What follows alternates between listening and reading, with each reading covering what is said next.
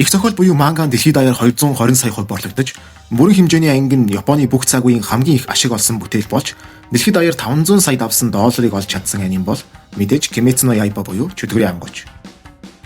Зарим нь бүх цаг үеийн шилдэг гэж байхад, зарим нь хит өндрөө үнэлэгдсэн аним гэж дүгнэдэгч, сайтайч муутайч одоо цагийн анимын өнгө төрхийг тодорхойлж, хойждооч яригдж үлдэхээр олон амжилтыг гаргаад амжсан энэ аним нь яг яаж энэ амжилтанд хүрсэн бэ?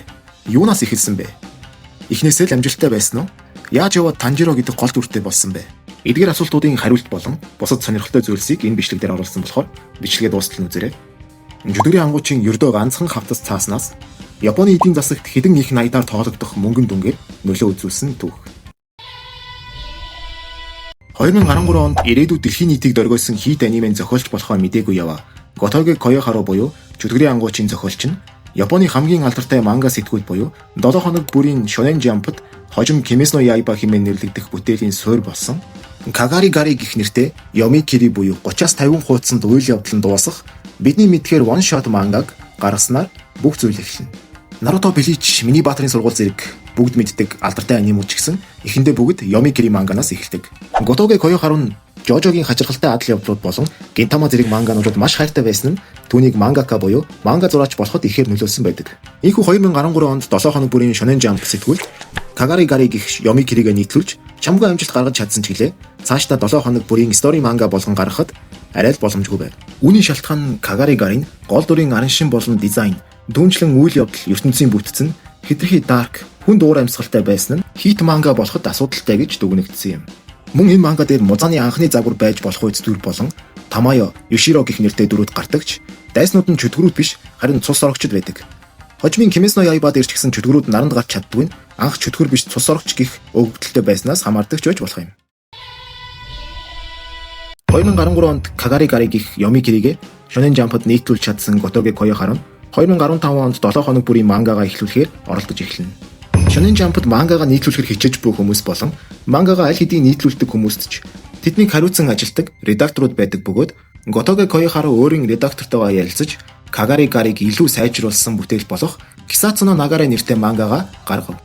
Энэ манга дээр одоогийн Kimetsu no Yaiba шиг амьсгалын техник болон чөтгөрийн ангуучдын байгууллага зэрэг шинэ зүйлс нэмэгдэж одоогийн гол концептойгоо илүү ойртсон. Гэхдээ гол дүр нь Kagari Gari-гийн гараагүй, нэг гартай, хоёр хиймэл хөлтэй, хүйтэн харцтай хүү Nagare хэвээрээ байв. Үүнээс үүдэн гол дүр нь хэтэрхий dark учраас уншигчид татагдах нь хэцүү, уур амьсгал маш хүнд болно гэд хурлаар сэтгүүлд нийтлэгдэх боломжгүй болж буцаагддаг. Энэ үед редактор нь Готоге Коёхарод нэгэн том зөвлөмжийг өгдөг. Гол дүрээ зүгээр л энгийн хүнээр хийгээд харин оронд нь түүний эргэн тойрныхныг сонирхолтой өвөрмөц дүрүүдээр дүүргүүл ямар вэ гэсэн ихэнх анимед байдаг мейн концептыг санал болгодог. Зохиолч Готоге Коёхаро ч гэсэн энэ зөвлөмжийг нь дагаад Kisatsu no Nagare гэх манган доторх үзэгдээд л өнгөрдөг туслах дүр болох Kamado Tanjirog шинэ гол дүрээр сонгож манганыхаа нэрийг Kimetsu no Yaiba болгон сольдог. Ээлдэг даруй сайхан сэтгэлтэй, илүү энгийн хүнтэй ойрхон Tanjirog гол дүр болгосноор зохиолын dark өнгийг дарж илүү shonen манга төрхийг бүрдүүлж чадсанаар Kimetsu no Yaiba гэх манга түнчлэн аним нь дэлхийн хийт аним болох эхний алхмаа тавьсан юм. Харин анхны гол дүр Nagare-гийн зам төлөв болон дүрийн сүнсийг Tomioka Giyu гэх дүртэй өвлүүлсэн байдаг. Анхны гол дүр болох Nagare-н Tanjiro-гийн анхны загвар гэж яригддагч яг ч тийм биш.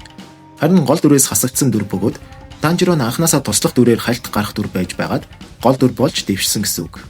Анхны гол дүр Nagare-н тухайн үеийн зохиолдоо нэлээд хүчтэйгээр дүрслэгддэг.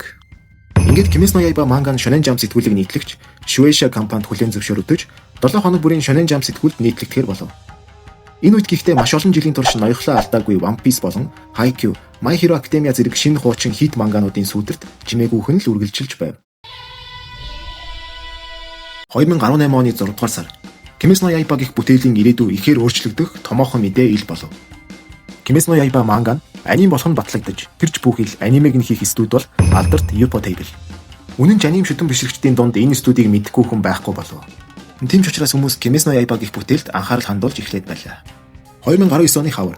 Энэ үед Kimetsu no Yaiba манга нийт 3.5 сая хувь борлогдсон байсан бөгөөд энэ нь баг тоо биш, аним гараагүй үед ч гэсэн дажгүй уншигчид байсныг харуулдаг. Гэхдээ домогт бүтээлүүдтэй өрсөлдөж Японы нийгэмд хүртэл нөлөөлөхөд энэ тоо дэндүү бага байв. Энэ үед жинхэнэ утгаар нь бөмбөг төслөхөр шийдсэн Ufotable студи Kimetsu no Yaiba анимыг эхлүүлнэ. Энд зүгээр ч нэг уламжлалт аргаар хийгээгүй бөгөөд дуу оруулагчдыг сонгохдоо энгийн үед зөвхөн зохиолын скриптээс уншуулж эсвэл анхан шатны анимашн дээр дуу оруулж сонгодог бол энэ бүтээл дээр тэд бүрэн болох шахсан өнгө оруулсан дүрсэн дээр дуу оруулагчдаас сонгон шалгаруулж Амьсгалын аргуудыг дүрслэхийн тулд бүтэн 1 жил гар зураг болон CG-г хослуулах туршилт хийж зургийн чанарыг тултал нь гаргасан байв. Тэд ердөө эхний ангийг хийхийн тулд 1 жилийн турш судалгаа болон туршилтууд хийсэн гэдэг. Аним нь эхнээсээ зураглан гайхалтай. Опенинг дууг нь Лиза дуулж хийт болох үед сонсголонтой дуутай зэрэг сайн явцтай байсан ч гэлээ хараахан домог болоход хангалтгүй л байв. 2019 оны 8 сарын 10 Kimetsu no Yaiban 19 дугаар анги цацагдав. Yoppo Table-ийн тухайн үеийн бүх зүйлээ шавхсан гэмээр төгс зураглал, арын дуу, тусгай төгсгөлийн дуу дэлхийд даяар интернетээр тренд болж тэсрэлт хийж чадсан. Энэ ангиас 1 сарын дараа гэхэд 3.5 сая борлуулалттай байсан манга нь 12 сая болж 3 дахин өргөсөн байлаа. Шуурга намдах завдал өгөлгүй Yoppo Table-с дахин мэдэгдэл хийв. Kimetsu no Yaiban бүрийн хэмжээний анги мөнхийн галт тэрэг гарах нь батлагдав. 2020 оны 10 сарын 16 мөнхийн галт тэрэг нэгэнтээ хөдөлгөтөө зэрэгцсэн. Kimetsu no Yaiba ч гэсэн зогсоох аргагүй хөдөлж эхэлсэн үе байв.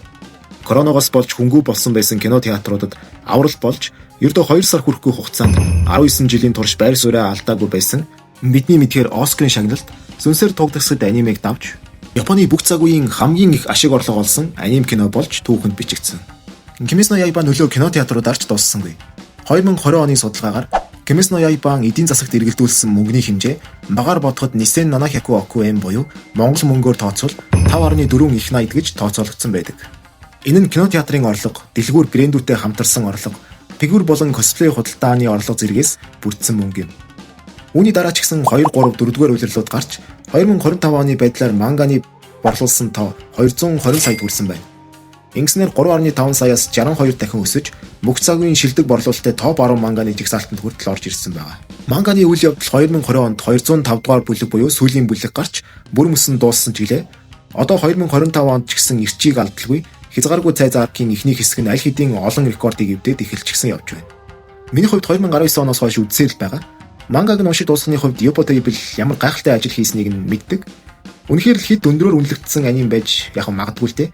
Гэхдээ бүх насныхан үзэж болох зохиол, өөлөх зүйлгүй зураглал, төгс маркетинг. За тэгээ чадж байгаа юмд арга байхгүй шүү дээ, тэ. Бас яг ухаад үзүүл олон гоё даалт юмнууд ч бас байдаг юм байлээ. Би л энэ анимыг үзээд нэх уйдаж бол байгаагүй.